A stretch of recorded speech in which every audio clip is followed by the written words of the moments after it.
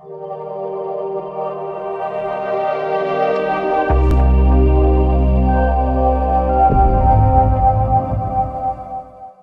Friends, आप सभी का आपके अपने यूट्यूब चैनल डिस्कवर आस्थान में स्वागत है। Keep discover keep learn. जैसा कि आप सभी को पता है कि इस चैनल के माध्यम से आपको जूनियर अकाउंटेंट एंड टीआरए की पोस्ट के लिए जो आपका एग्ज़ाम होना है उसकी क्लासेस आपको मिल रही थी। तो आज हम उसी कड़ी को आगे बढ़ाते हुए आपके लिए साइंस की क्लासेस लेके आए हैं। जो आज का आपका टॉपिक है वह है मछली पालन। तो मछली पालन से रिलेटेड जो जो आपके इम्पोर्टेंट महत्वपूर्ण प्रश्न बनते हैं या महत्वपूर्ण तथ्य बनते हैं उनको आज हम इस क्लास के अंदर करेंगे। तो हम देरी ना करते हुए चलते हैं हमारी क्लास की ओर। तो देखो, सबसे पहले हम बात करते हैं फ़िश प्रोडक्शन के बारे में। जो फ़िश प्रोडक्शन है वो क्या है, एक सबसे चीपेस्ट सोर्स है। जो फ़िश हैं वो क्या है कि एक सबसे चीपेस्ट सोर्स है किसका, एनिमल से प्रोटीन प्राप्त करने का। एनिमल जो प्रोटीन है वो प्राप्त कर किया किसके द्वारा किया जा सकता है, फिशेस के द्वारा प्राप्त किया जा सकता है। अब जो फ़िश, जैसे मान लो कि अब अपने को फ़िश का प्रोडक्शन करने की ज़रूरत पड़ी, क्यों? क्योंकि देखो, जैसे जैसे जनसंख्या बढ़ रही है तो वैसे वैसे जो मतलब कि वेजिटेरियन नॉन वेजिटेरियन है जैसे उनकी भी तो संख्या बढ़ेगी। तो जो लोग मांस खाने वाले हैं उनकी संख्या बढ़ रही है। तो इसीलिए जो फ़िश हैं उनकी मात्रा में कमी हो रही है। तो इसलिए हमें इसका क्या करना पड़ा, प्रोडक्शन करना पड़ा। तो देखो, जो फ़िश है वो आपकी दो टाइप की रहती है। एक तो होती है फिन फिश और एक होती है ट्रू फिश। जब हम छोटी क्लास में पढ़ते तो हमें बोल दिया जाता था कि फ़िश का डायग्राम बनाओ। तो फ़िश जो अपनी डायग्राम बनाते थे अपने, तो हमेशा इसी प्रकार जो अपना डायग्राम है वो अपने बना देते थे, है ना। तो देखो, ये थोड़ा सा आप समझ लेना, ये क्या आपकी फ़िश इस प्रकार इसकी क्या बना देते थे, आंखें बना देते थे। और इसके अंदर और यहाँ पे अपने इसके स्केलेटन सिस्टम वाला ये इसके पंख बना देते थे, है ना। तो देखो, एक तो होती है आपकी फिन फिश और एक होती है आपकी शेल फिश। फिन फिश हम इसे बोलते थे क्योंकि इसमें क्या है कि इसमें जो अपना फिन फिश है इसके अंदर क्या पाया जाता था, स्केलेटन सिस्टम जो होता था, जो कंकाल तंत्र है वो कहाँ पाया जाता है, अंदर की ओर पाया जाता है।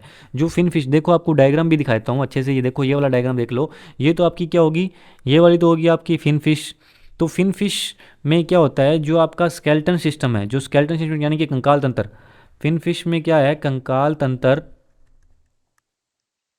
कहाँ पाया जाता है, कंकाल तंत्र इसमें अंदर की ओर पाया जाता है, अंदर की ओर।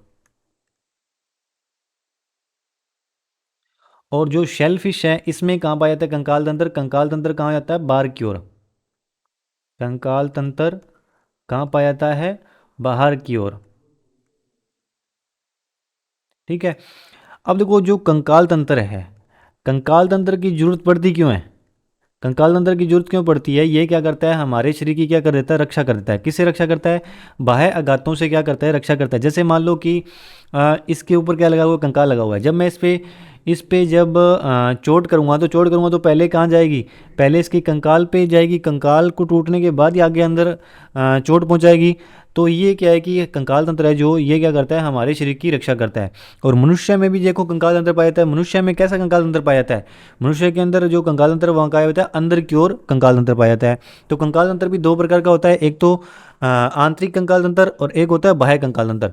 तो मनुष्य के अंदर कौन सा कंकाल तंत्र पाया जाता है, मनुष्य के अंदर जो कंकाल तंत्र पाया जाता है वो होता है आपका आंतरिक कंकाल तंत्र। कौन सा, आंतरिक कंकाल तंत्र। और जो आपकी फिन फिश है, फिन फिश में कैसा पाया जाता है, बाह्य कंकाल तंत्र पाया जाता है, अंदर की ओर। फिन फिश के अंदर कहाँ पाया जाता है, अंदर की ओर पाया जाता है। तो अंदर की ओर पाए जाने वाले को क्या बोलेंगे, आंतरिक कंकाल तंत्र। और जो शेल फिश है, शेल फिश के अंदर कंकाल तंत्र कहाँ पाया जाएगा, बाहर की ओर पाया जाएगा। तो बाहर की ओर जब कंकाल तंत्र पाया जाता है इसको अपने क्या बोलते हैं, इसको बोलते हैं अपने बाह्य कंकाल तंत्र। क्या बोला जाता है, बाह्य कंकाल तंत्र। ठीक है। तो ये फिन फिश थी और ये आपकी शेल फिश है। इसका डायग्राम को दे रखा है, आप अच्छे से देख सकते हो। अब चलते हैं हमारे नेक्स्ट स्लाइड की ओर। अब देखो, जो व्यक्ति फ़िश का जो प्रोडक्शन करते हैं या फ़िश पालन करते हैं, है ना, या इसका क्या, इसमें जैसे मान लो कि जो बंदे फ़िश को कैप्चर करके ले जाते हैं, तो कैप्चर उसको पकड़ के लेके आएंगे, फिर उसका क्या करेंगे, प्रिजर्वेशन करेंगे, फिर एक्सप्लोरेशन करेंगे, उसके बाद उसका क्या होगा, यूटिलाइजेशन होगा। तो ये पूरे का पूरा जो सेटअप है ये फॉलो किया जाता है। जैसे फिशरीज में जो आपका सेटअप क्या फॉलो किया जाता है, सबसे पहले उसकी कैप्चरिंग की जाती है, प्रिजर्वेशन किया जाता है, एक्सप्लोरेशन किया जाता है और यूटिलाइजेशन, और उसके बाद हम उसका क्या करते हैं, यूटिलाइजेशन करते हैं। तो ये आपकी प्रोसेस फॉलो फॉलो की जाती है। और इसमें आपको मैंने आगे बता दूं, जो इसका जो इसको ऑब्टेन करने के जो वेज होते हैं वो कितने होते हैं, इसके दो वेज होते हैं। कौन कौन से दो वेज होते हैं? एक तो क्या है, कैप्चर फिशरिंग के द्वारा अपने कर सकते हैं इसको।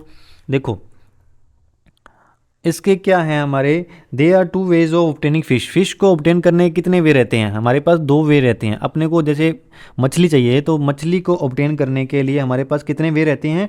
To way. तो अपने इसके बारे में लिख लेते हैं, there are two ways, are two ways of obtaining fish, of obtaining fish. अब देखो फिश को ऑब्टेन करने के लिए हमारे पास क्या रहते हैं? दो वेज रहते हैं। एक तो हमारा हो गया कैप्चरिंग। तो कैप्चरिंग में क्या होगा? CAPTURE, capture fisheries. अब देखो इसमें कैप्चरिंग फिशरी में क्या रहेगा, इसमें देखो क्या है कि जो आपके मछुआरे होते हैं वो क्या करते हैं, फ़िश को कैप्चर करके लेके आएंगे, है ना। कैप्चर करके लेके आएंगे तो अब उनके लिए क्या रहता है, उनके लिए उनके पास क्या रहता है, एक जाल रहता है ना, बड़ा सारा जाल रहता है। तो वो जो जाल रहता है वो इतना ज़्यादा बड़ा होता है कि उसमें एक बार में ही वो काफ़ी सारी मछलियाँ हैं उनको पकड़ पाते हैं, है ना।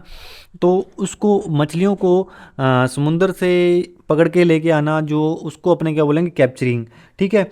और एक होता है आपका कल्चर फिशरी होती है एक आपकी। एक सेकंड नंबर पे क्या आ गया आपका, एक सेकंड नंबर पे आ गया आपका culture fishery, CULTURE, culture fishery. अब देखो कल्चर फिशरी में क्या होगा, जो कल्चर फिशरी होगा जैसे मछलियों का पालन करना। तो अब अपने इसको कल्टीवेटिंग करके या हार्वेस्टिंग करके अपने फ़िश का पालन करते हैं। तो इसको इसको अपने क्या बोलते हैं, इसको अपने PC कल्चर भी बोल देते हैं। क्या बोलते हैं? PC culture.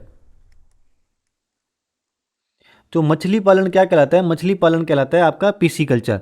तो हम बात करते हैं आप सबसे पहले मैरीन फिशरी की। किसकी बात करते हैं? मैरीन फिशरी की।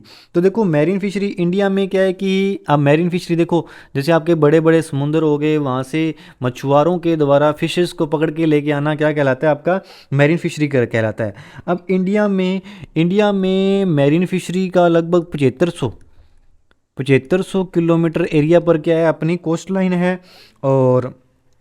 और यहीं से आपकी क्या है, फिशरी की जाती है। यहीं से आपकी फ़िश का पालन, फ़िश को पकड़ के लेके आया जाता है कैप्चरिंग के माध्यम से। तो उसके अलावा देखो इसमें जो पॉपुलर रहती हैं, पॉपुलर मेरीन फ़िश है, जैसे इसमें आपकी आ जाती हैं टूना मछली आ जाती है, बॉम्बे डक आ जाती है। जो ये कहाँ से प्राप्त की जाती है?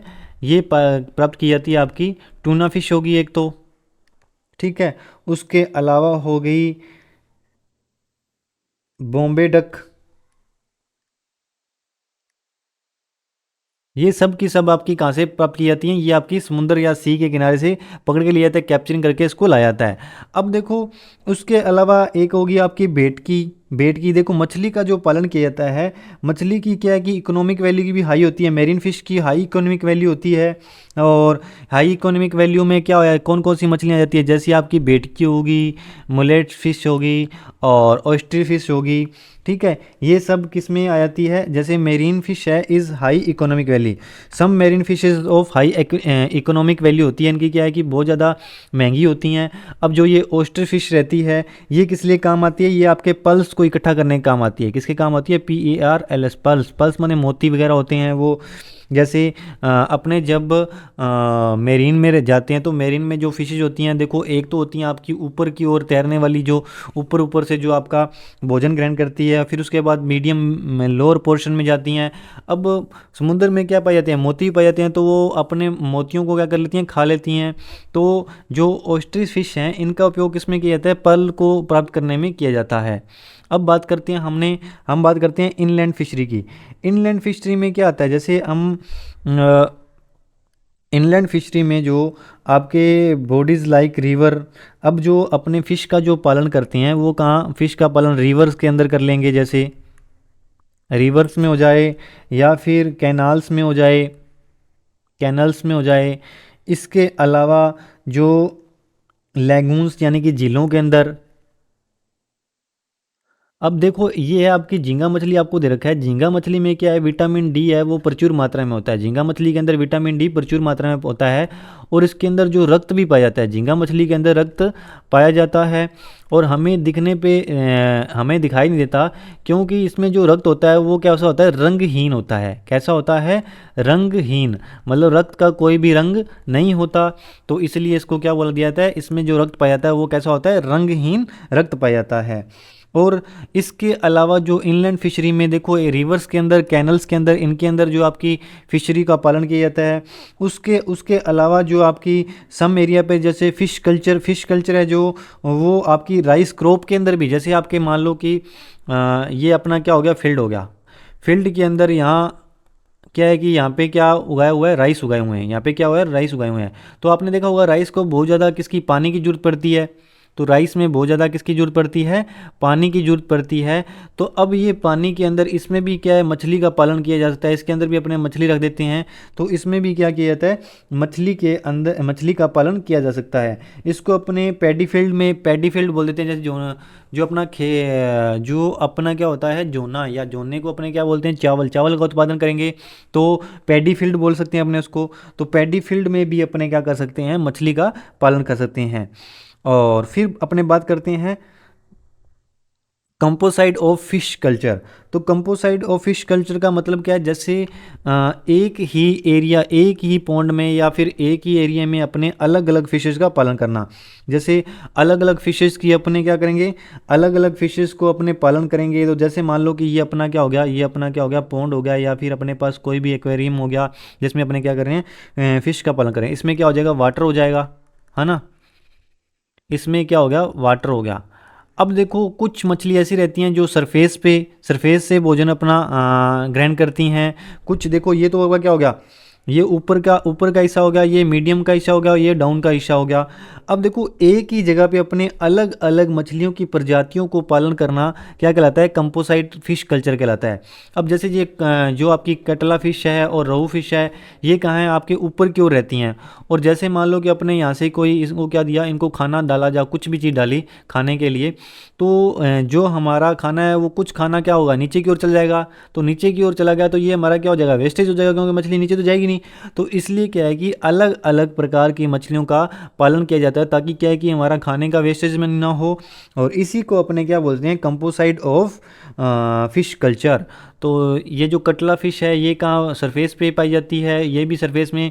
उसके बाद कॉमन क्रैम्प है और मेगल फिश है, ये कहाँ पे, आपकी ये मीडियम सरफेस पे पाई जाती हैं। और जो सिल्वर कैंप है और ग्रास कार्प है, ये सभी की सभी फिश जो होती हैं वो नीचे के एरिया में रहती हैं, जो अपना भोजन है, भोजन को भी वेस्ट नहीं होने देती। तो डिफरेंट फूड हैबिट्स के आधार पे हम मछलियों का पालन कर सकते हैं। मतलब फूड हैबिट्स, जैसे कुछ मछलियां जो ऊपर से भोजन ग्रहण करती है सरफेस से, और कुछ मतलब बिल्कुल तल से ग्रहण करती हैं। तो इससे हम अलग अलग प्रकार की, जैसे अलग अलग स्पीशीज़ को पालन करना उनकी हैबिट्स के आधार पे, तो वो क्या कहलाता है, आपका कंपोसाइड ऑफ फिश कल्चर कहलाता है। तो ये थी आपकी जो क्लास फिशरी से रिलेटेड। आशा करता हूँ कि आपको आज की क्लास अच्छी लगी होगी। यदि आपको हमारी क्लासेज अच्छी लग रही हैं तो ज़्यादा से ज़्यादा लाइक करें, शेयर करें, सब्सक्राइब करें। आप सभी का हमारे साथ जुड़े रहने के लिए बहुत बहुत धन्यवाद। Thank you very much.